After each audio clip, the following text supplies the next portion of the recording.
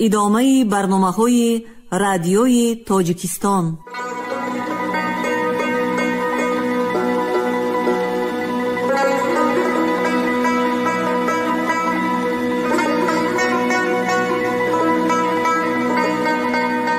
السلام علیکم شنونده های گرامی، با توجه شما گفتاری ادبی از سلسله خوانش بدیعی اثر نویسنده بزرگ تاجیک صدرالدین عینی، یادداشت‌ها در قرائت عبدالرشید خوجمخلوف. قسم پنجم، گفتار 130، تاریخ انقلاب فکری در بخارا.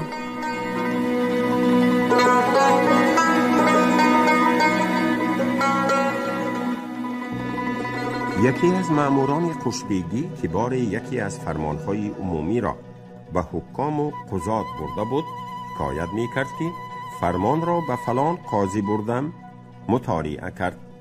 در این اثنا منازعه پیشش آمد. از آن نزاع 400 تنگه گرفت و 200 تنگه حق القدم گویان و من نیز داد و حالان که از روی فرمان از امثال آن حادثه چیزی ستاندنش درست نبود.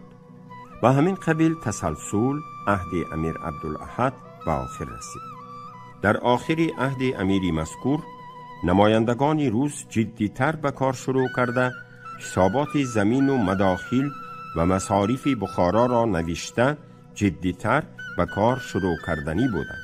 چون امیر عبدالاحد مرحوم شد، امیر عالم خان جلوس کرد فرمانی به تفصیل تر و جدی تر از فرمانهای امیری مرحوم در باب اصلاحات به شرف جلوس چنانچه در بالا به تفصیل بیان یافت نشر کرد. چون این فرمان نیز از فرمان سابق زیادتر نتیجه نداد، نمایندگان روس به اجبار افکار عمومیه یا برای دیگر مقصد در ماه رجب و شعبان 1332 هجری از حکومت بخارا اصلاحات طلب کردند. به عمل آوردن اصلاحات قضات را فوراً خواستند و طلب کردند که قضات ماهیانه مبلغ از حکومت گیرند.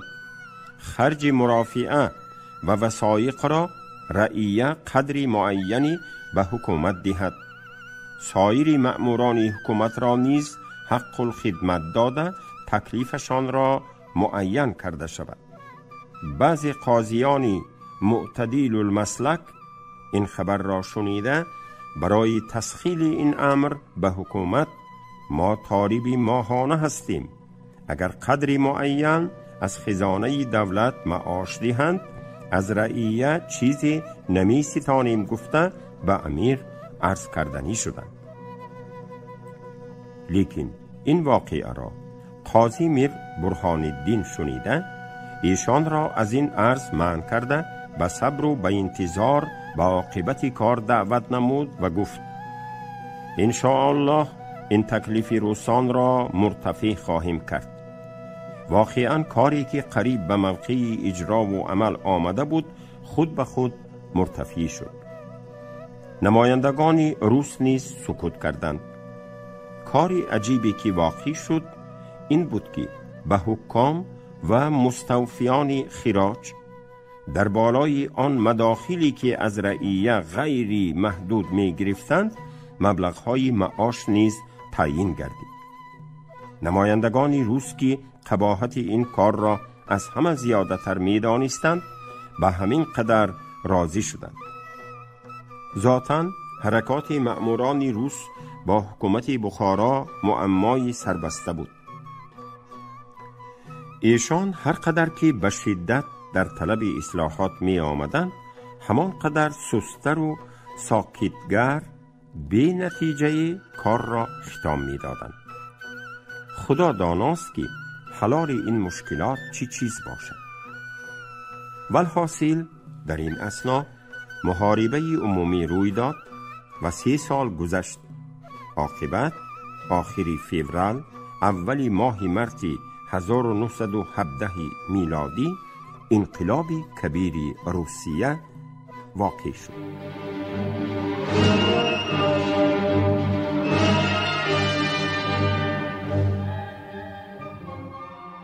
وقایع انقلاب روسیه و فجایع بخارا.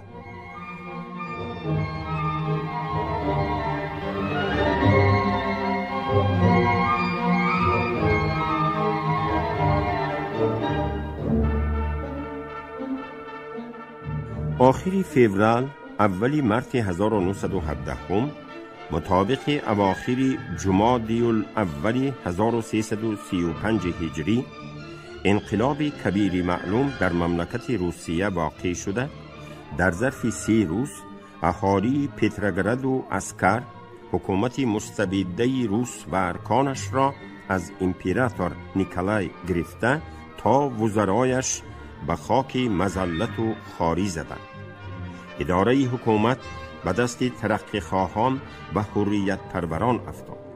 این خبر به سرعت الکتریکی در یک روز تمام مملکت روسیه را بلکه به تمام دنیا انتشار یافت. در هر گوشه خاک روسیه اهالی با یک وجد فوق العاده سرگرم جشن شادمانی و سرمستی می، پاکوبی و سرجنبانی شدند. طبیعی این خبر در بخارا نیز رسیده. رعیگان روس دکانها و مغازه‌های خود را به علم‌های سرخ تزیین نموده اعلان شادمانی کردند. در کاغان و در تحت دروازه قباله رعیگان روس از مسلمان و روس و یهود نمایش کردند. نطق‌ها گفتند. جبر و بیداد حکومت سابقه روس را یگان شمردند. از ظلم و بیداد و از بی‌نظامی و فساد حکومت بخارا نیز سخن در میان آوردند. اصلاح و تنظیم این مملکت خرابه را از لوازم حریت و آزادی مملکت روس شمردند. حکومت بخارا که وزیر حمایت نماینده های حکومت مستبده روس با آسودگی میزیست و راه هر گونه اصلاح و تنظیم را به دلجویی نمایندگان روس بسته به این یک مشت رعیه فلک زده به مطلقیت تمام امر و فرمان میداد، به این خبری دهشت اثر یک باره سررشته کار خود را گم کرده پا را از سر نمی شناخت.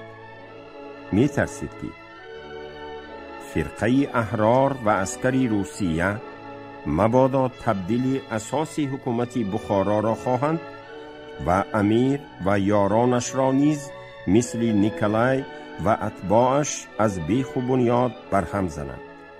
بنابراین به هر رنگی که ممکن باشد حفظ حکومت حاضره را اگرچه به قدر گذشت و اصلاح هم میسر شود از مغتنمات میشمرد. ارکان الچخانه‌ای که آن وقت عبارت از میلر، شولکه و ودینسکی بودند و از ماموران نمایان حکومت مستبده روس به شمار می رفتند نیز از این انقلاب سراسیمه شده بودند. رعیه و عسکری روسیه هر کجا ماموران سابق را مستبد گفته می زدند و می کشتند، حبس می فرمودند و نفی می کردند. بنابراین ارکان الچخانه در صورت ظاهری غیر مداحی حکومت آزاد نو چاره نداشتند. خود را احراری حقیقی به قلم می دادند. حرکات سابقه اشان را به اجبار به حکومت سابقه حمل می کردند. ماموران الچخانه روس به حکومت بخارا بعد از این لزوم اصلاحات را افهام کردند و اگر حکومت آزادی روس از جهت اصلاحات بخارا مؤاخذه کند، خودی حکومت بخارا جواب دهنده بودن را اظهار کردند. بعد از ارسال مرسول تلگرافات رسمی تبریکی بین حکومت بخارا و روسیه، ماموران الچخانه و حکومت بخارا برای مشورت‌های جدی مجلس‌ها برپا کردند و قرارها دادند. امیر و نصرالله بی قشبیگی اساساً به اصلاحات راضی بلکه طالب بودنشان را به مأموران روس معلوم کردند، اما در طریق اصلاحات و فروعاتش مذاکره داشتند.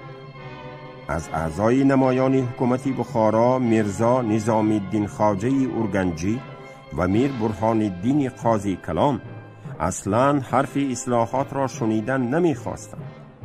نصرالله بی قشبیگی نیز به این دو نفر رسما از مذاکرات چیزی معلوم نکرده بود. ایشان به مسئله از وجهات امیر و وزیر و از افواه ناس پی برده بودند.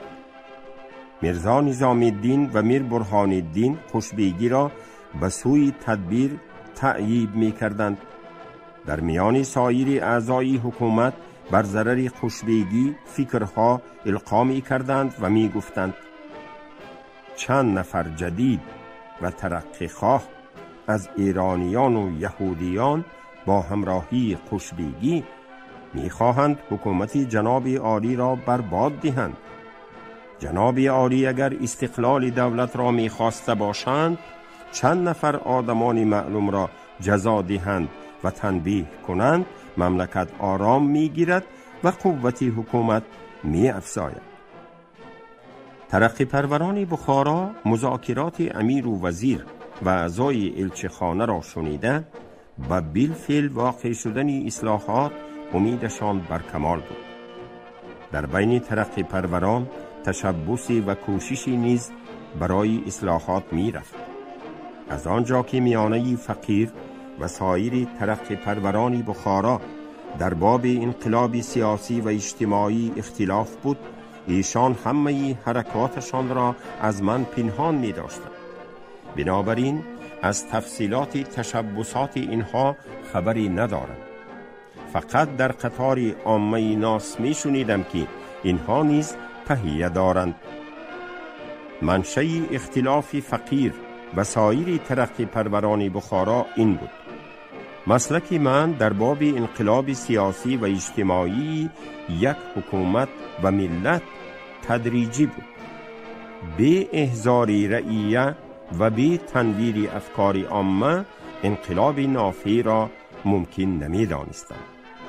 آری، یقین داشتم که اگر حکومت به طبع و رغبت اصلاحات را اجرا کردنی شود می تواند و رفع بیداد و فساد را از بین اهالی جاهل به قوت استبداد ممکن است نماید.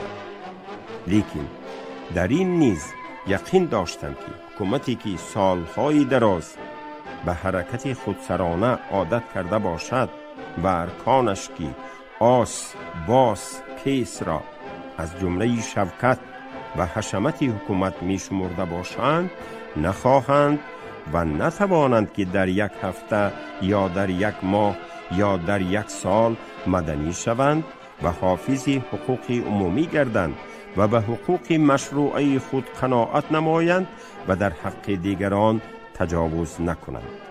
آری، اگر رعیه به حقوق خود دانا می بود، اگر اهالی منور الافکار می بودند، به اجبار ایشان حکومت مجبور می شد که اجرای اصلاحات نماید.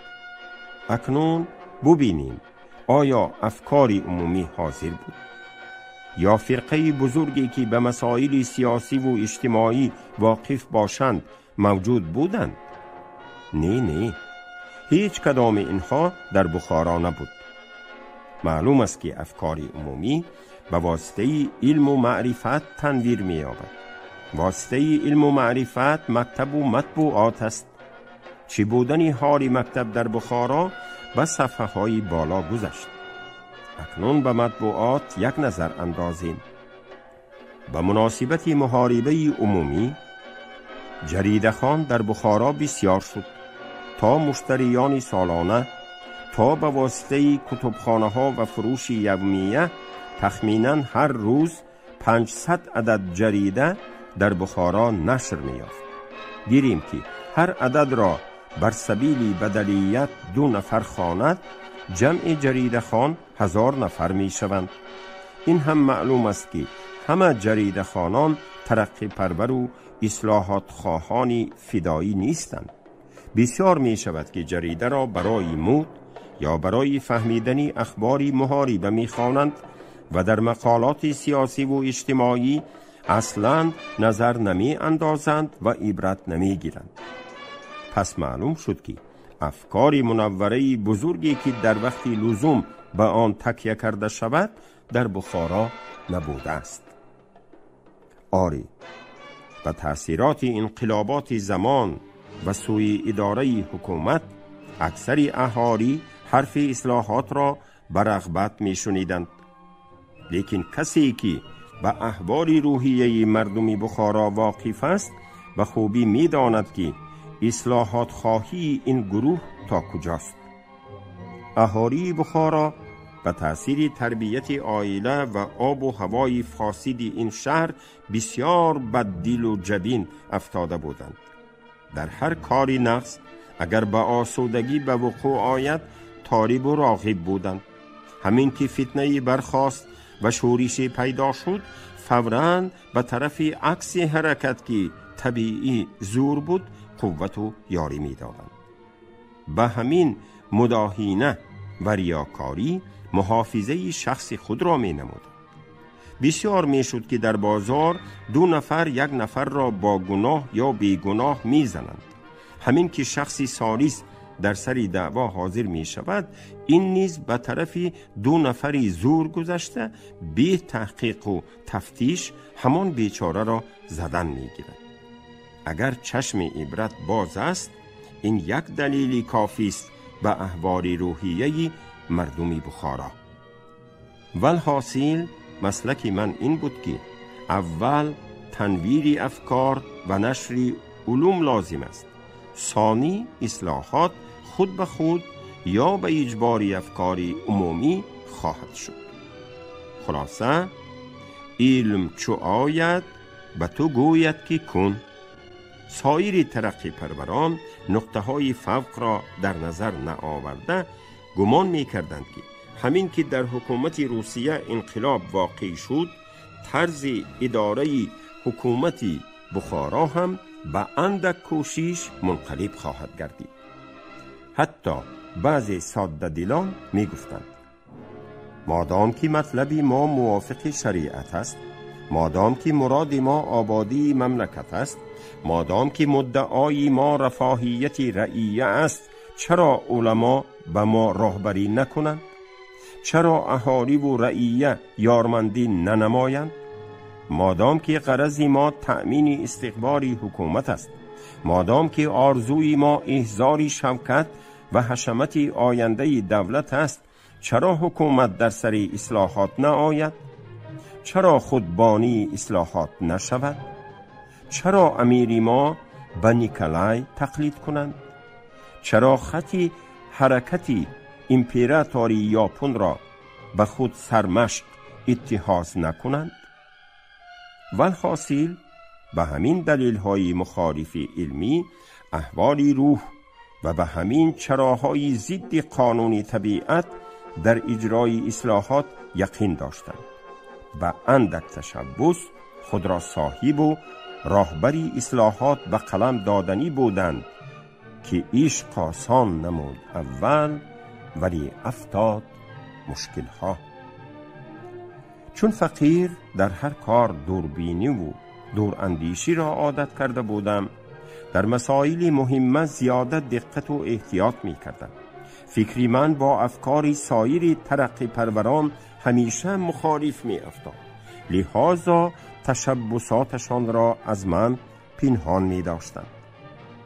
بعضیشان مرا بددل و جبین می گفتند، بعضیشان محافظه کار بلکه مرتجع می نامیدند.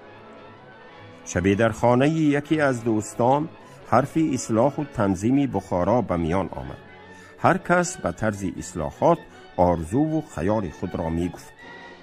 فقیر گفتم اگر حکومت خود در سر اصلاح باشد و از من سؤال کند که برای اصلاحات بخارا چی کردن لازم است، می گویم دو چیز: مکتب، جریده. صاحب خانه به طرف من شورش کرده گفت شما از احوال رعیه خبر ندارید، معاملات قضات و حکام را نمی دانید. در هر گوشه مملکت رعیه مشتیپر در دست چند نفر بیدادگر گرفتارتر است. عرض و ناموسشان در معرضی تلف، مال و جانشان در موقعی تاراج و یغماست. برای زراعت آب نیست، برای تجارت راه نیست، برای طبابت حکیم، داروخانه و بیمارستان نیست، برای ایتام و عجزه دارالایتام و دارالعجزه نیست. چگونه عقل قبول می کند و چطور وجدان و انسانیت راضی می شود که همین قدر مطالبی مهم را در یک طرف گذاشته در پس مکتب و جریده شما گردیم و از همین انقلاب کبیر به همین حد قناعت کنیم؟ از بس که آن وقت حسیات اهل مجلس در جوش بود و در یک صورتی واسعه اجرای اصلاحات کردن حکومت را امیدوار بودند، در مقابل ایشان چیزی نگفتم و سکوت کردن را مناسب دیدم.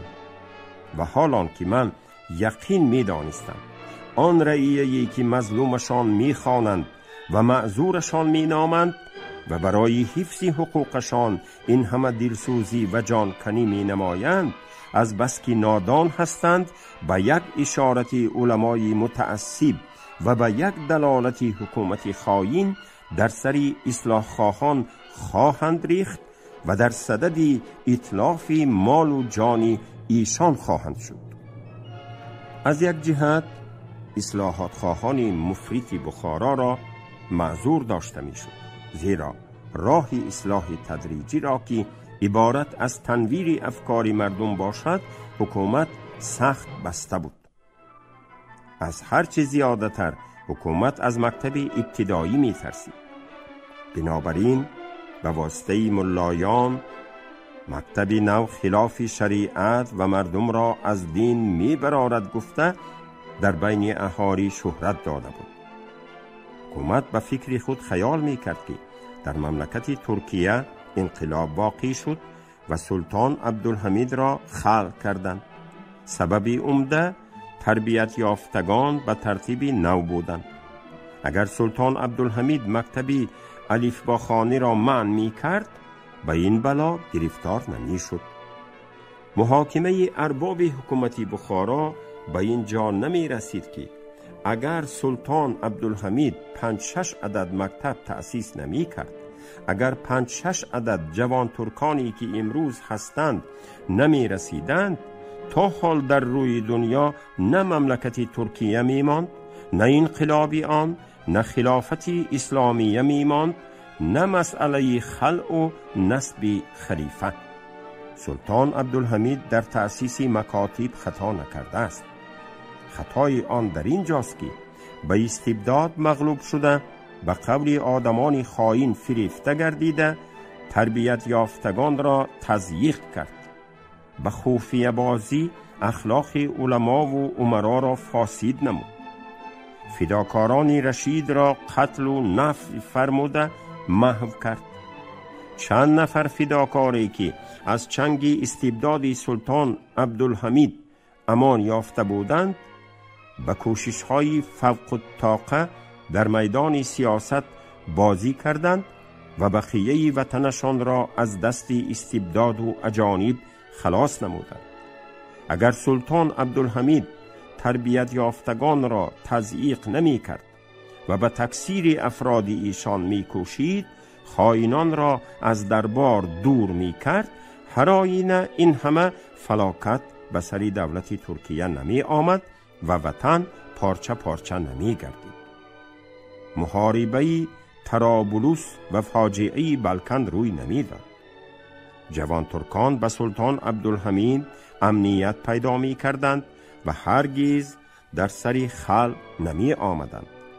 سلطان عبدالحمید تا آخر عمر حافظ خلافت اسلامیت و حامی عالم اسلام شده به شرف و افتخار زندگانی می کرد. اما این نکته ها به خیال حکومت بخارا نمی گذشت. همه همتش را در منع مکتب الفباخوانی صرف می کرد. لذا ترقی خواهان بخارا اصلاحات مکاتب را بی اصلاح اساس اداره حکومت ممکن نمی دانستند.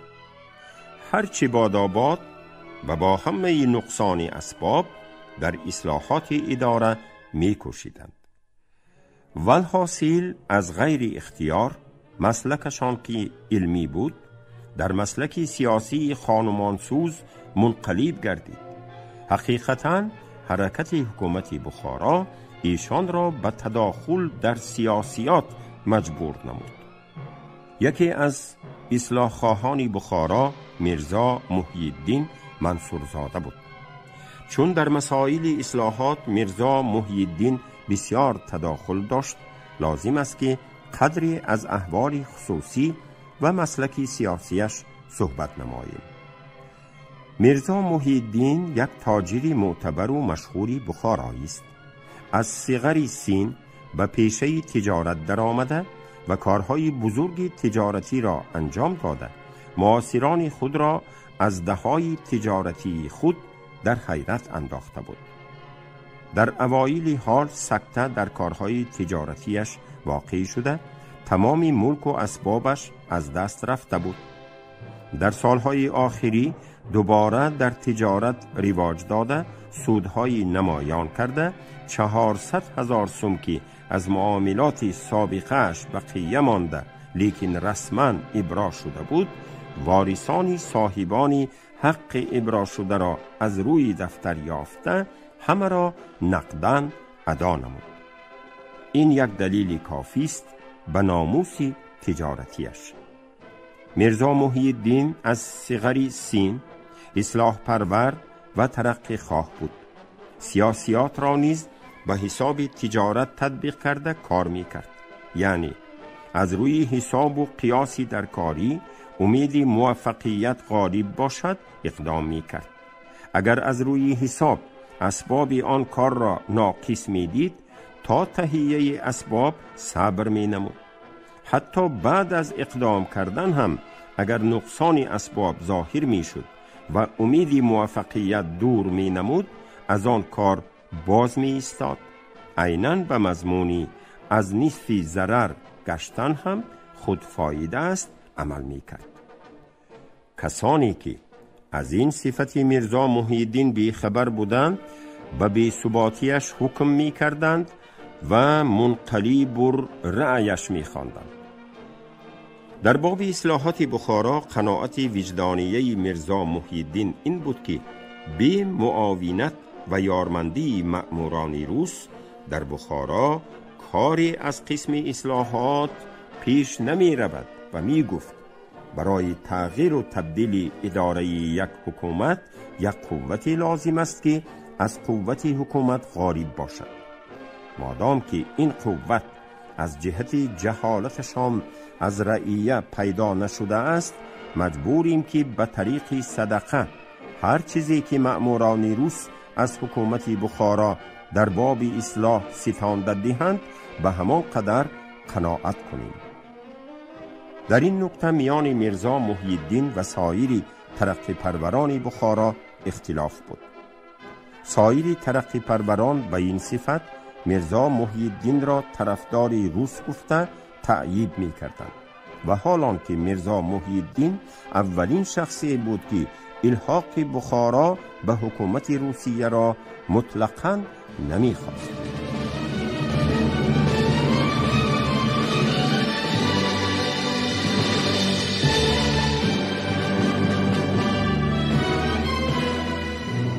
شما گفتار 130 را از روی اثر نویسنده بزرگ تاجیک صدرالدین عینی یادداشت‌ها شنیدید. راوی عبدالرشید خوجمخلوف، کارگردان شیرعلی نغزلی. پایان گفتار ادبی از سلسله خوانش بدیعی.